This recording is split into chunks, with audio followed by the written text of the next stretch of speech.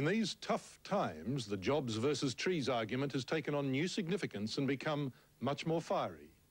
Nowhere is that more obvious than in Tasmania. Right now, the Greens have the balance of power in that state, and there's every chance they'll bring down the Labor government on this very issue. In less than 2 months, the Tasmanian Parliament will vote on legislation to guarantee that vast areas of the state be set aside for logging. The people of the Huon Valley, south of Hobart, will be watching that vote closer than most. The valley is literally divided into 2 camps, the Greenies and the loggers. And in the Huon region, unemployment is at crisis levels, more than just about anywhere else in the country. In these tough times, the jobs versus trees argument has taken on new significance and become much more fiery. Nowhere is that more obvious than in Tasmania. Right now, the Greens have the balance of power in that state, and there's every chance they'll bring down the Labor government on this very issue. In less than 2 months, the Tasmanian Parliament will vote on legislation to guarantee that vast areas of the state be set aside for logging. The people of the Huon Valley, south of Hobart, will be watching that vote closer than most. The valley is literally divided into 2 camps, the Greenies and the loggers.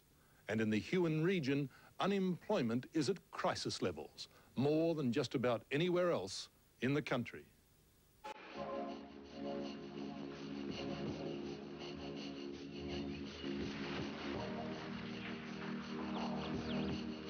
Tasmania's magnificent Huon Valley.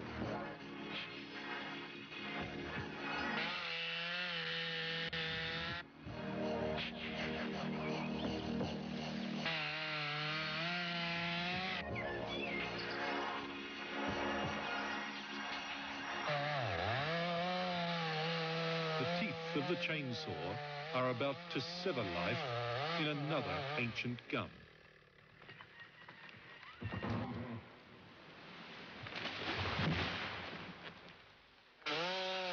This is Tassie timberland, where a man's job and reputation depend on how well he wields a chainsaw. I can bring down a tree about 15 foot around the base in about 15 minutes. Exit 1 tree and do about 20 trees a day.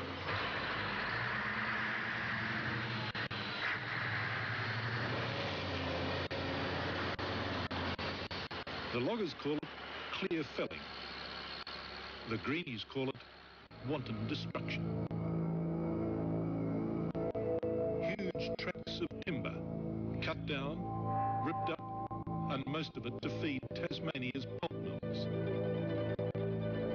Now, new laws being drawn up in Hobart and Canberra, the so-called resource security legislation, will guarantee that clear felling can continue.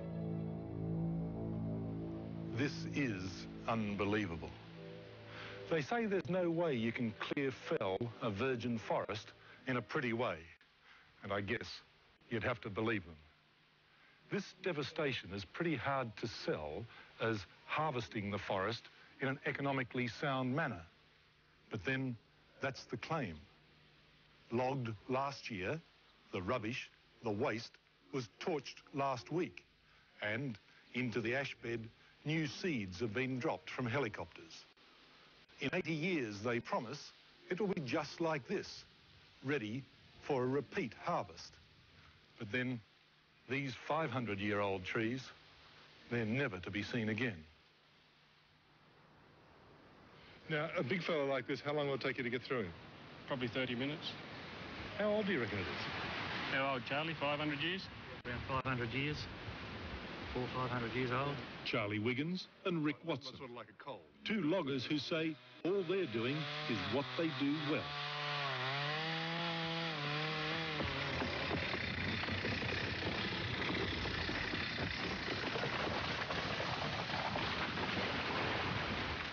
That's quite some power it has, doesn't it, as it comes down? Makes a bang. Good. Yes. And sent to Japan? That's right. To go into cardboard, packaging, newspapers, a lot of which we buy back in Australia because we don't produce it here domestically.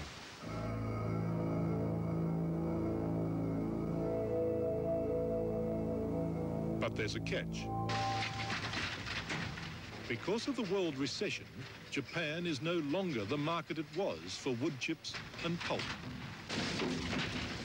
Nevertheless, they're still cutting down trees and sending them through the mills.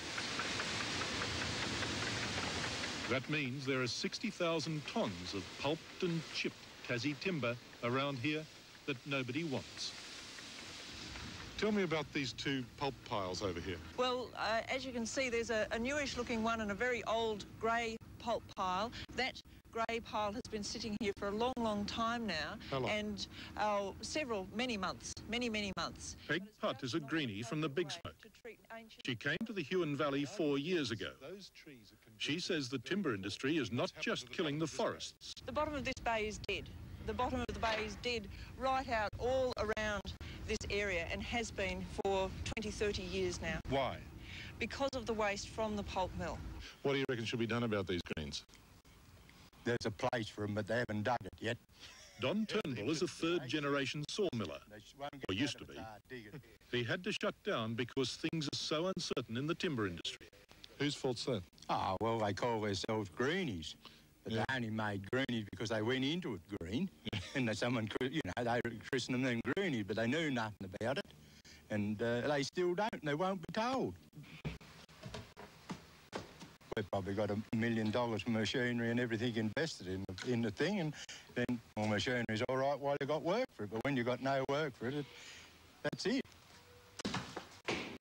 But half of them have got plenty of time to fight and go on because none of them are working. They're all on the dole, are they? Oh, Mrs. Kelly wouldn't let Ned play with them.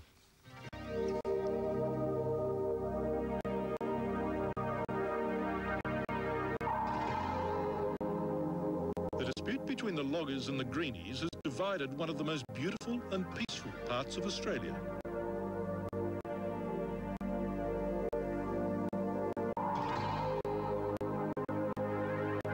In the Huon Valley, even where you live is determined by trees. You can tell you're in Geeveston, home of the loggers, just by walking down the main street.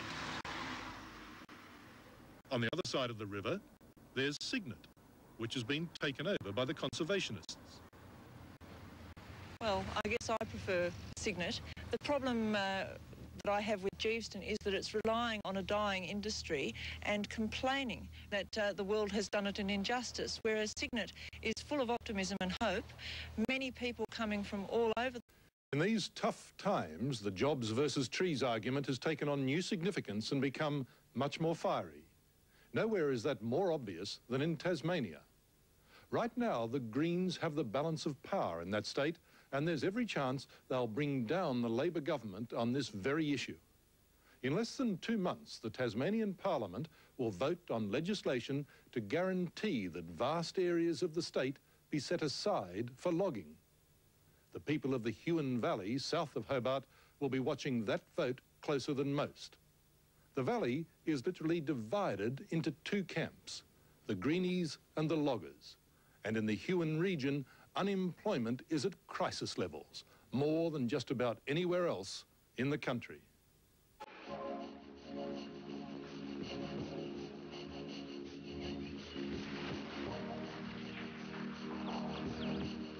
Tasmania's magnificent Huon Valley.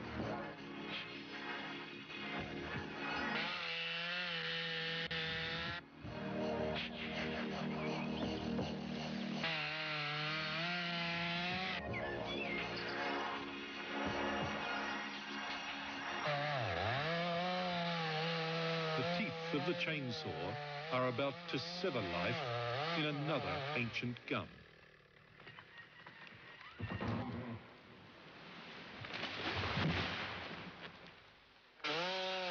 This is Tassie timberland, where a man's job and reputation depend on how well he wields a chainsaw. I can bring down a tree about 15 foot around the base in about 15 minutes. Exit one tree and do about 20 trees a day.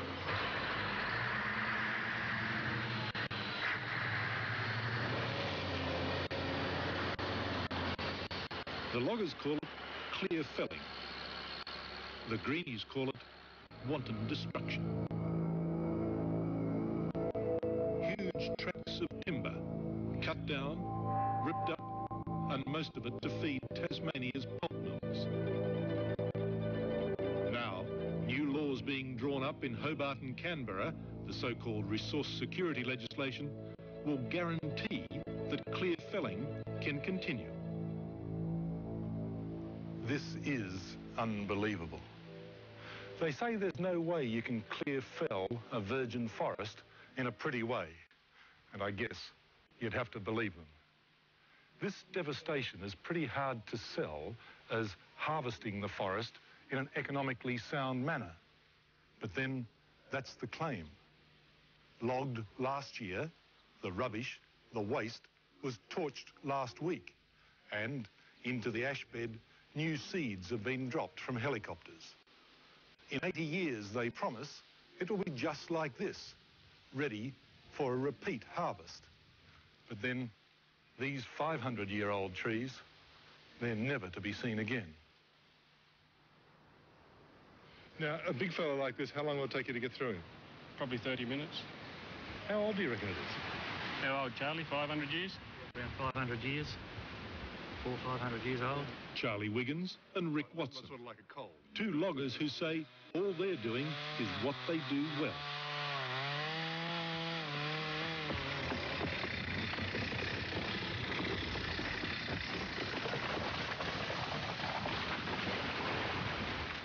That's quite some power it has, doesn't it, as it comes down? Makes a bang.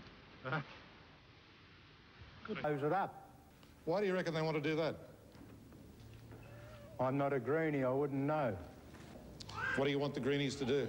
Just mind their own business and go and keep quiet about it and let us go on with what we was born to do and we've done all our life. But what about those 500-year-old trees? We're never going to see them again. 500-year-old? Yeah. Well, what good are they? What are they any good for? They're just like you and me. We'll get old and we'll just fall over.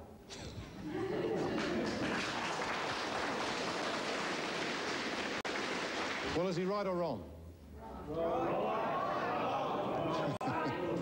Peg, I heard you described the other day by one of the foresters around here as greener than a bag of gunja. Is that fair? I haven't heard that expression before. I do believe that we have a real responsibility in this place that we live in. Many of us have come to live here because of the wild beauty of our mountainous forests, because of the river, because of the bounteous valley, and we feel that keeping the environment ecologically sustainable around us is a very important thing for ourselves and for our children, and also that we've got a responsibility. But don't the foresters want to do that too?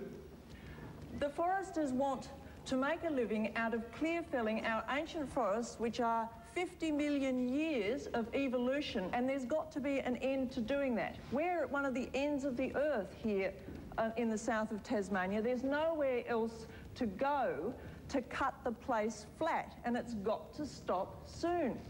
A lot of sense in what she says. Let me introduce you to a chap called Lee Burgess, whom I met this afternoon. Whereabouts are you, Lee?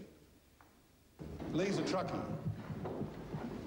I found him down at the mill here at Port Huon today, delivering his third last load of timber this morning. He had 2 more to go. He got $120,000 set up in a timber truck. 2 more loads he did this afternoon, and now he's finished. There's nothing for him here. Born and bred in this district. What should he do? I think it's a terrible shame that such a thing should happen.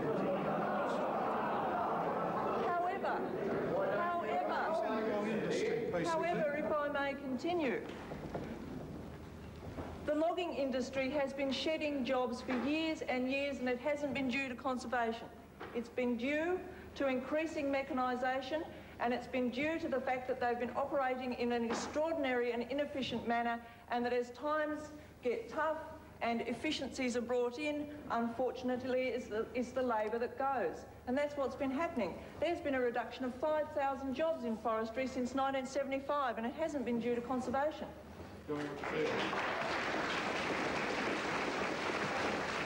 Now, let's hear it from Lee. The Greens have always got the answers to knock everything, but they've never got a solution. Do you feel you have been sacrificed? Certainly. Let me tell the rest of Australia some figures that I'm sure are commonplace to you people.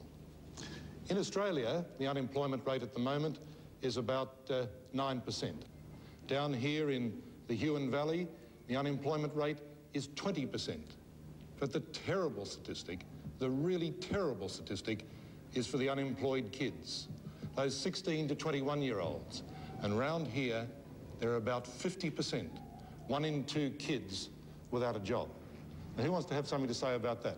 It doesn't matter who it is or how they go about it. If they get what they want, doesn't matter if they put everybody out of work. If they save a tree, they're happy. That's all they are worrying about. Jobs don't count, families don't count, it's trees. Now, if you tell me that a tree is more important to you than someone's livelihood and someone's family life, then there is something seriously wrong with you. What about the area? Now, are you going to answer that gentleman's point? No, but I'm going to ask... No, I want someone who answers that gentleman's point. Directly related about the small sawmillers. Okay, hang on, man. One of the things that I've noticed so far is that everyone seems to be talking as if trees are just like a chair, you know, or just a piece of wood. They're real, they're living. But we're not going to be there forever. Some of them are. Some of them have been there. Nothing has... But one of the important things about trees is that they are literally our lungs. Yeah, the pretty lady in the red and yellow stripes. We are putting food in our mouths. We are cutting down trees to bring home money to our wives and family, but we are also planting trees again so that our sons and daughters will get the benefit from those trees. The trees are at least 180 to 100 years old to be of any real value on an oxygen-producing level. I'll tell you now. And so how long are they going to go in there, cut out all those trees, work for maybe 20 or 30 years, then there'll be no trees left, they'll regenerate, and they'll have to leave 50 or 100 years before they can do it again. What are they going to do in 20 years' time when there is no timber left? They still owe $60,000 on their trucks, and they're going to be stuffed. Yes, because you won't let them work. You won't let them make a living. You want to stop years. In 20 years, there'll be more timber now than what there was 50 years ago. Have you been up to the Carleton Valley? There's more timber there now than there ever was. Okay, we're going to go... There's a plantation up there, 2.5 years old, and I was up there a week ago. And my boss said to me, he said, how old do you think those trees are?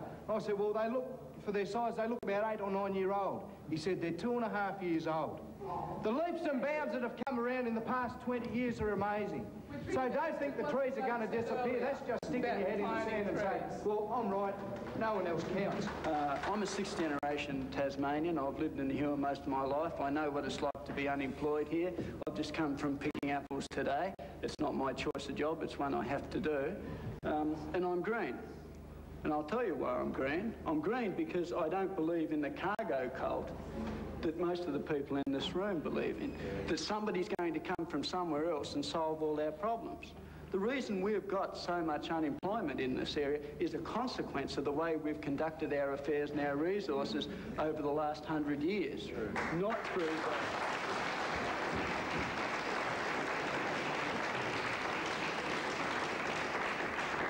So what should be done about the unemployment here now? Well, I think we've got the skills in this room. If only we weren't so divided, and that cargo cult, if we weren't asking somebody else to come from somewhere else and invest and solve all our problems. We can do it here ourselves. We've got the infrastructure, we've got the equipment, we've got the trained men.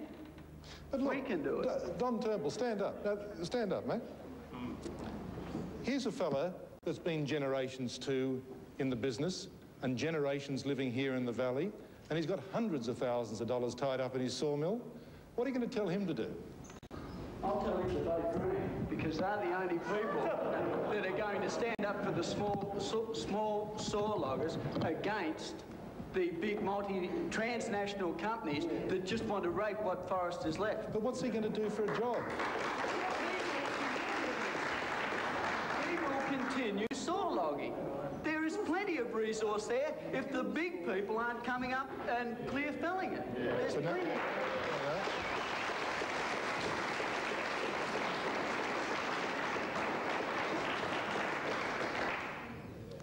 I'm not big. We're just self-made family with our few workers that's worked and worked the forest to get a living. But I would like one thing I'd like to tell all these Greens here. I go crook about the wood chip, but in my opinion, it's the greatest thing since the septic tank. It uses up all the jet.